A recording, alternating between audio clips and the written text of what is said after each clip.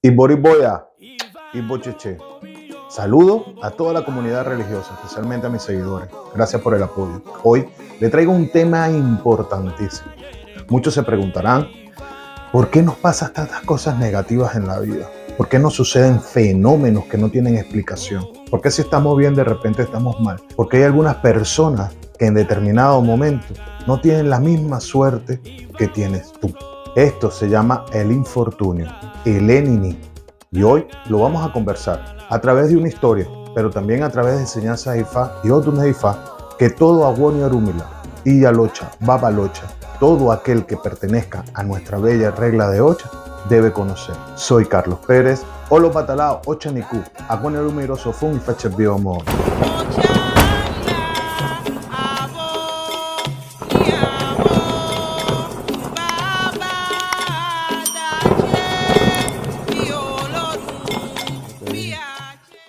Ok, vamos a empezar, pero antes te invito a suscribirte y ser parte del crecimiento de este canal. Y regálame un like, que es el motor que impulsa todos los videos que vamos mostrando.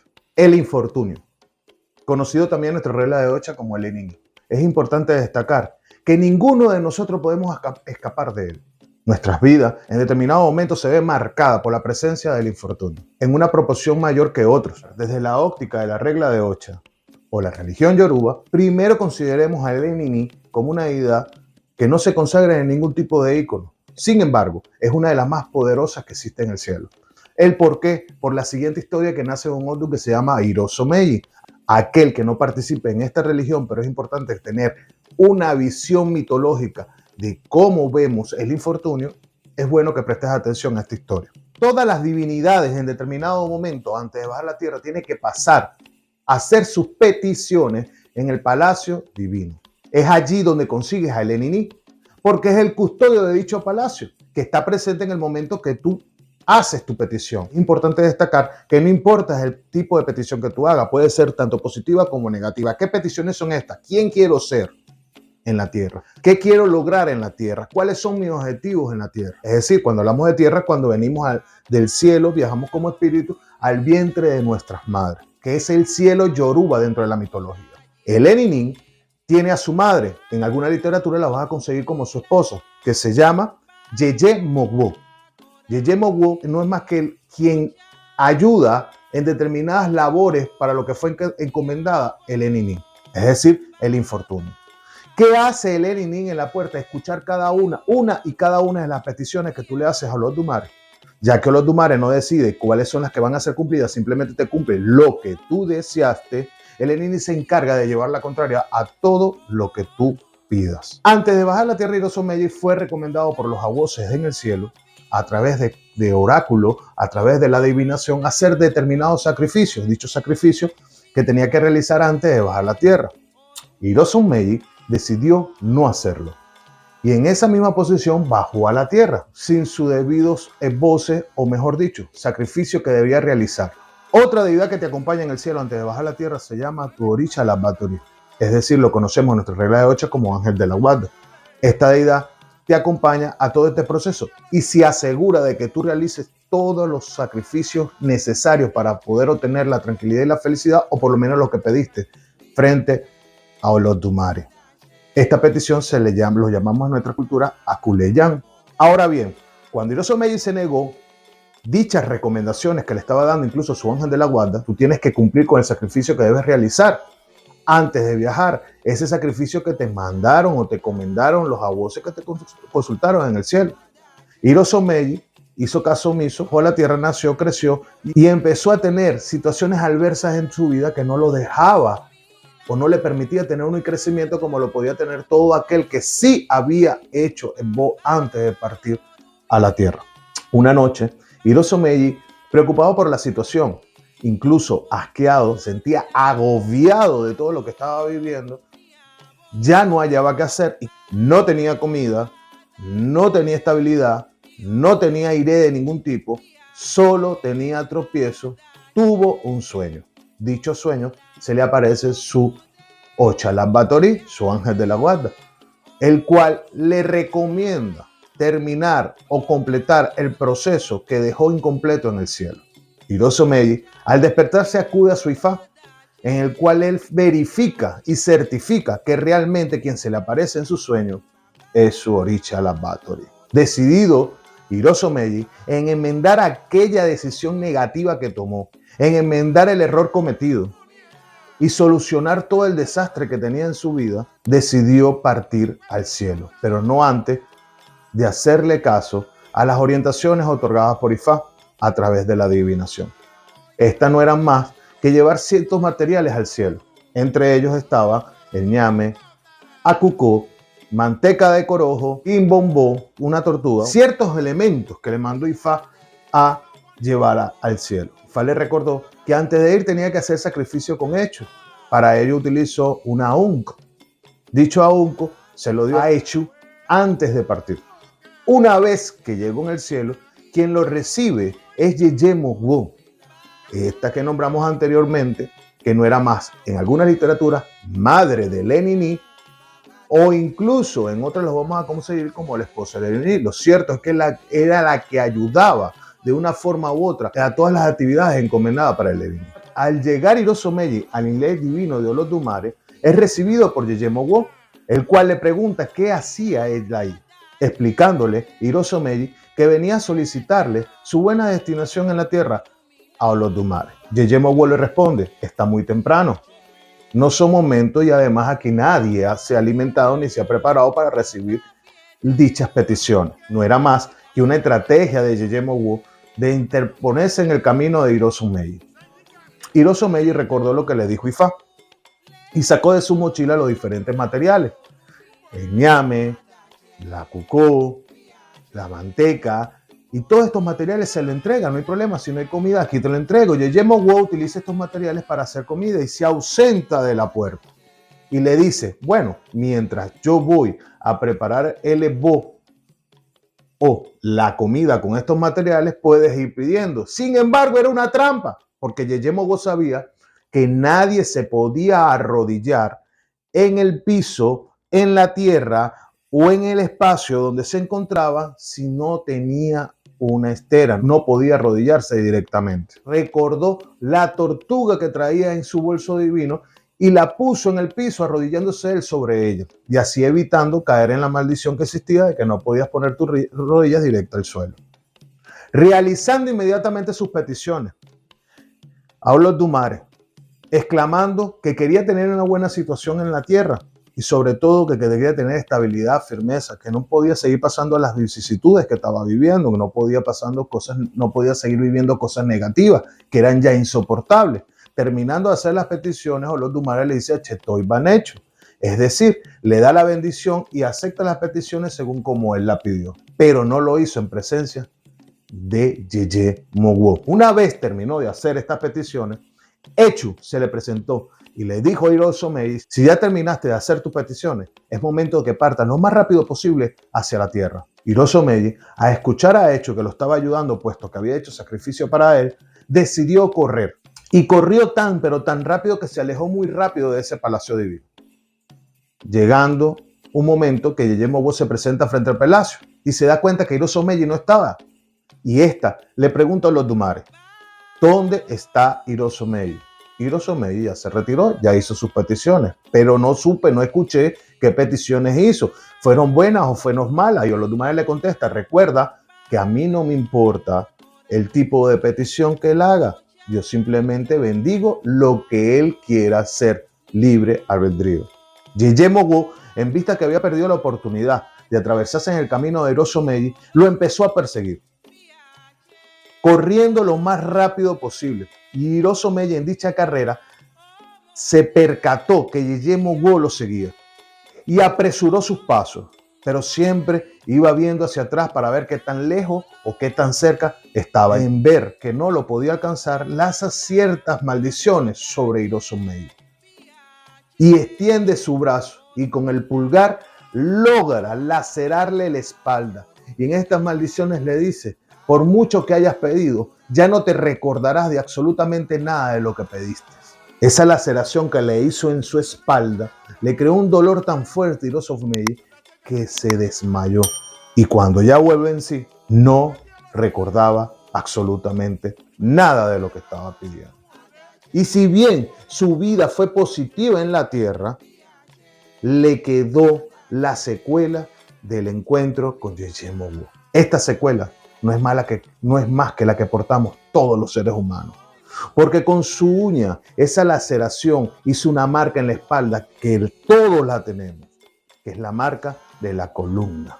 Esa marca que divide nuestra espalda es para recordarnos siempre que hagamos lo que hagamos, seamos hijos de quien seamos, nos esforcemos en lo que nos esforcemos, siempre vamos a tener la presencia en nuestra vida del infortunio. Entonces ustedes dirán, ¿de qué sirve que el infortunio nos acompañe en nuestro recorrido en la vida? Es muy sencillo. Si nosotros hacemos vista gorda, que siempre vamos a tener el infortunio, vamos a ser muy ligeros a la toma de decisiones en nuestras vidas.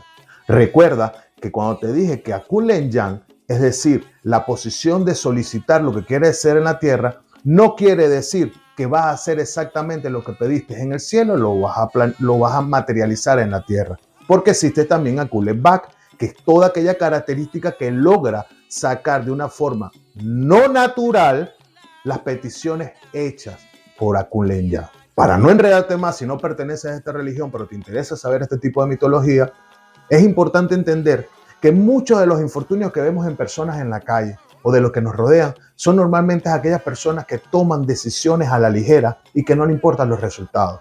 Son aquellas personas que en determinado momento no les importa creer en nada. Y no estoy pidiendo con esto que crean en la regla de Ocha, pero nosotros, en nuestra cultura, en nuestra religión, creemos en el bienestar del ser humano a través del cambio conductual.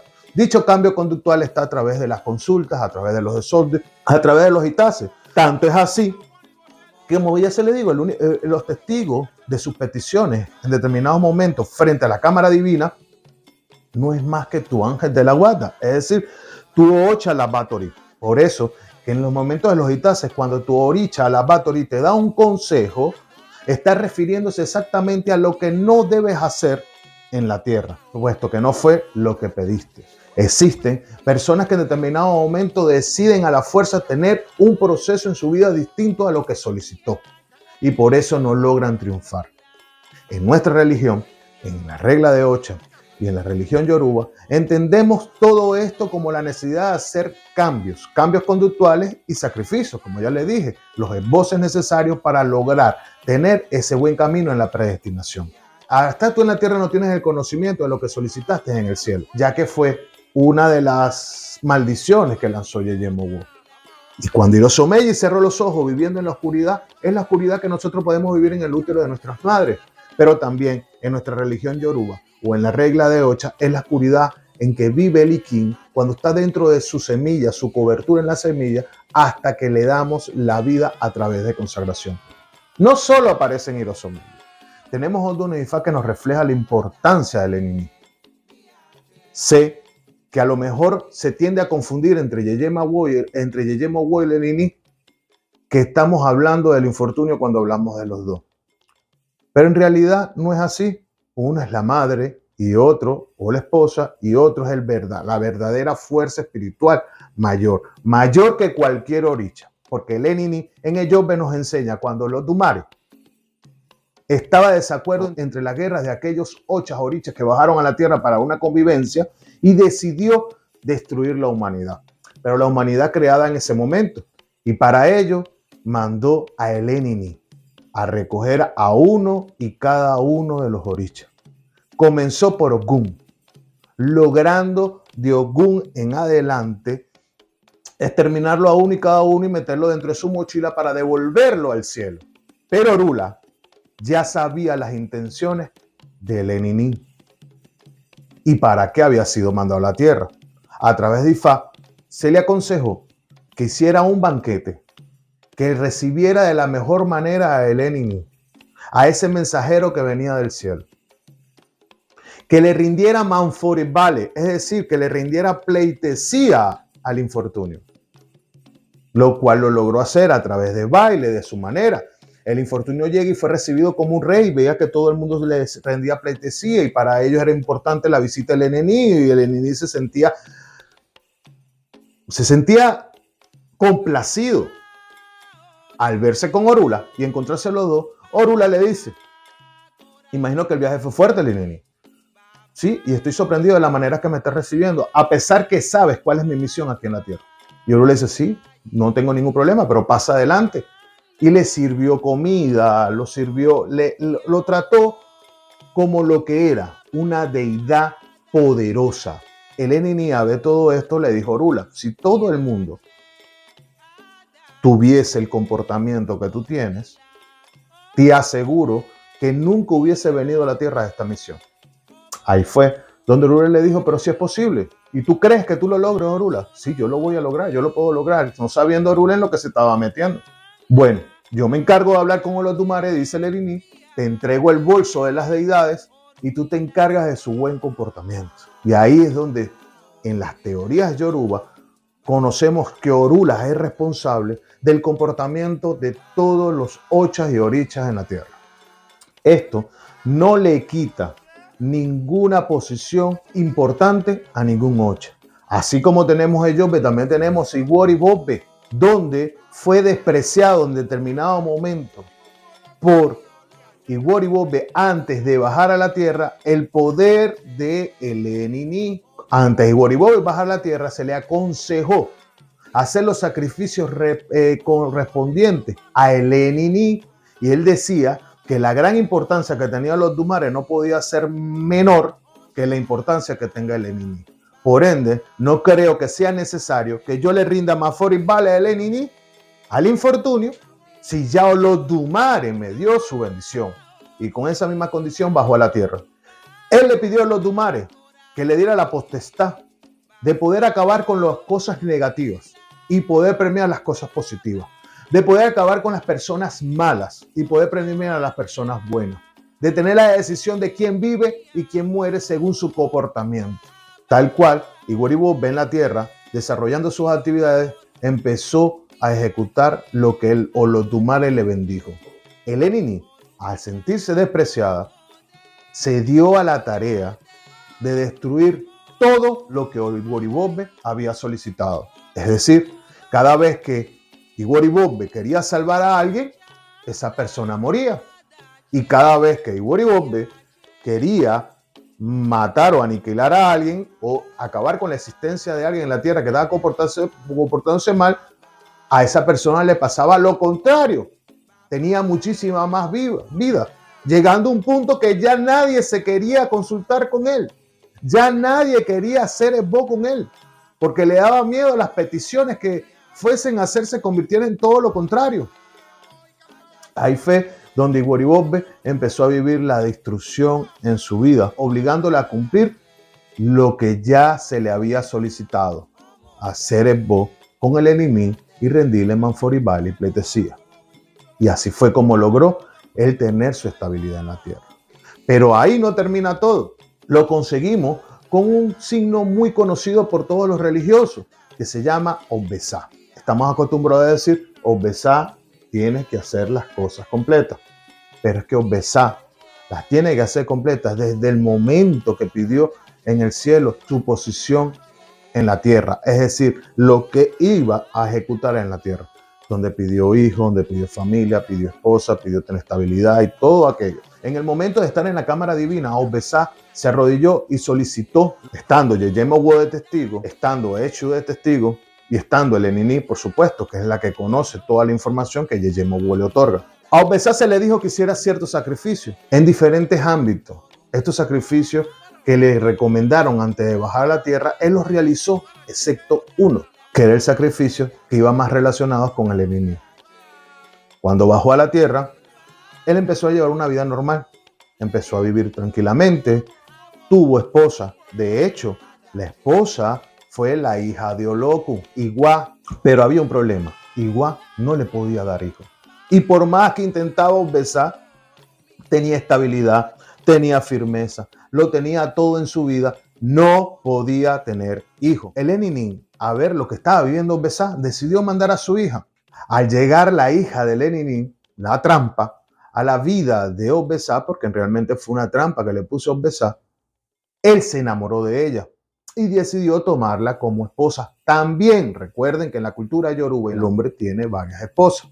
Obesá se enamoró de ella le gustó, no sabía que era la hija de Lenin, pero esta, cuando yo estaba en el seno familiar, empezó a hacer desastre, a traer contrariedades, a traer problemas, a buscar problemas con la primera esposa, que era Aigua, a traer problemas con los ahijados, con los que iban a su casa a visitarlo, los trataba mal, y así fue haciendo hasta que incluso Aigua se retiró de la vida. Obesá lo abandonó.